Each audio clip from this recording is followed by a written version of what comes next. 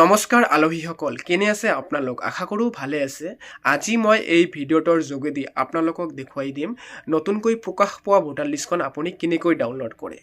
আপোনালোকতো জানে যে অহা 2026 চনত আমাৰ অসমত নিৰ্বাচন হ'বলৈ গৈ আছে আৰু নিৰ্বাচন হোৱাৰ আগে আগে প্ৰতিটো ৰাজ্যৰে এইটো নিয়ম আৰু যে নিৰ্বাচনৰ আগে আগে ভোটাৰ লিষ্টখন পুনৰাবৃত্তিৰ বাবে চেক কৰা হয়। মানে নতুন ভোটাৰ যদি হয় সেইবিলাক এড কৰা হয় আৰু পুৰণিবোৰক যিবোৰ মৃত্যু হৈছে এইবোৰ ডিলিট কৰা হয়, মানে পুনৰাবৃত্তি কৰা হয়। তো যোৱা অক্টোবৰ আৰু নৱেম্বৰ মাহতো এইখিনি কাম হৈ গ'ল, আপোনাৰ ফালে হৈছে, আমালোকৰ ফালে হৈ গ'ল, মানে ভেৰিফিকেশ্যন টাইপ বা পুনৰাবৃত্তি বা চেকিং এই টাইপ। তো হৈ যোৱাৰ পিছত এই নতুনকৈ ভোটাৰ লিষ্টখন প্ৰকাশ পালে, সেইখন ভোটাৰ লিষ্টত আপোনাৰ নাম আছেনে নাই বা বানানখিনি শুদ্ধ আছেনে নাই সেইখিনি চাই লোৱাটো খুবেই জৰুৰী। তাৰ বাবে আজিৰ এই ভিডিঅ'টো আপুনি এই ভিডিঅ'টোত মই ষ্টেপ যেনেকৈ দেখুৱাই দিম তেনেকৈ আপোনাৰ হাতত থকা মোবাইলটোৰ যোগেদি আপুনি নিজৰ অঞ্চলৰ বা নিজৰ ভোটাৰ লিষ্টখন ডাউনলোড কৰি সেই গোটেই বস্তুখিনি চাই ল'ব পাৰে। তাৰ বাবে মই মোৰ লেপটপৰ স্ক্ৰীণত প্ৰথমে গৈ কিনে আপোনালোকক লাইভ মই মোৰ ভোটাৰ লিষ্টখন ডাউনলোড কৰি দেখুৱাই দি আছোঁ।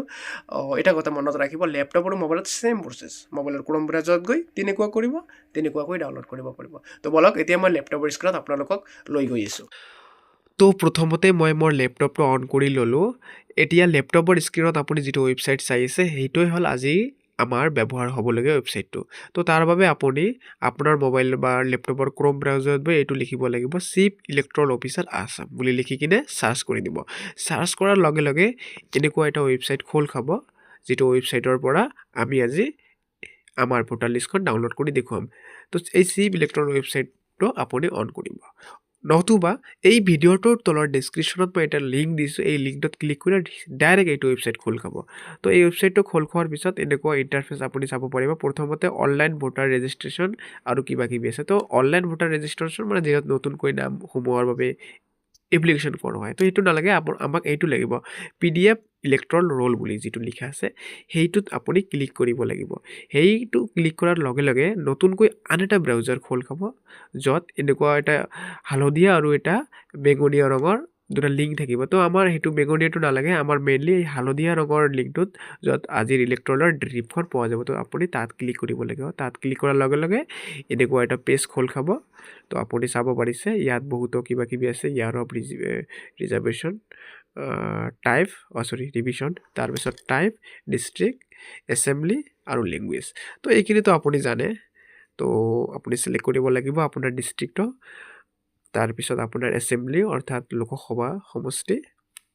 ঠিক আছে, মই কিবা এটা আমি এক্সাম্পল হিচাপে লৈ কিনে দেখুৱাই দিওঁ। তো মই ডিষ্ট্ৰিক্ট হিচাপে ধুবুৰী চিলেক্ট কৰিম। ফাৰ্ষ্ট ধুবুৰী চিলেক্ট কৰিলোঁ। ডিষ্ট্ৰিক্ট চিলেক্ট কৰাৰ লগে লগে সেই ডিষ্ট্ৰিক্টৰ আণ্ডাৰত থকা সমষ্টিবিলাক আহি যাব। আপুনি আপোনাৰ সমষ্টিটো চিলেক্ট কৰিব। আৰু যিহেতু অসমৰ প্ৰধান মানে মেইন লেংগুৱেজটো অসমীয়া, তো অসমীয়াৰ বাহিৰত বেলেগ অপশ্যন নাই। তাৰপিছত আপুনি কেপচাৰ কোডটো চাই কিনে মাৰিব লাগিব। মোৰ ইয়াত কি আছে, J4XX আৰু D লাষ্টত 3।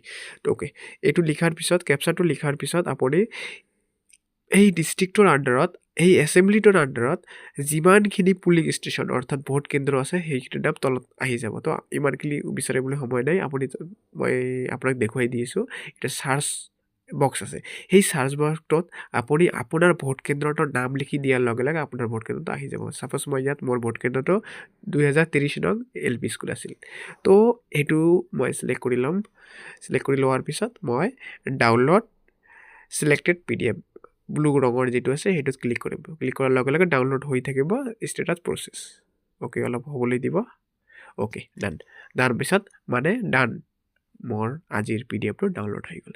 যদি আপুনি লেপটপত কৰিছে, লেপটপৰ ডাউনলোডৰ ফল্ডাৰত আপোনাৰ PDFটো আহি গৈছে।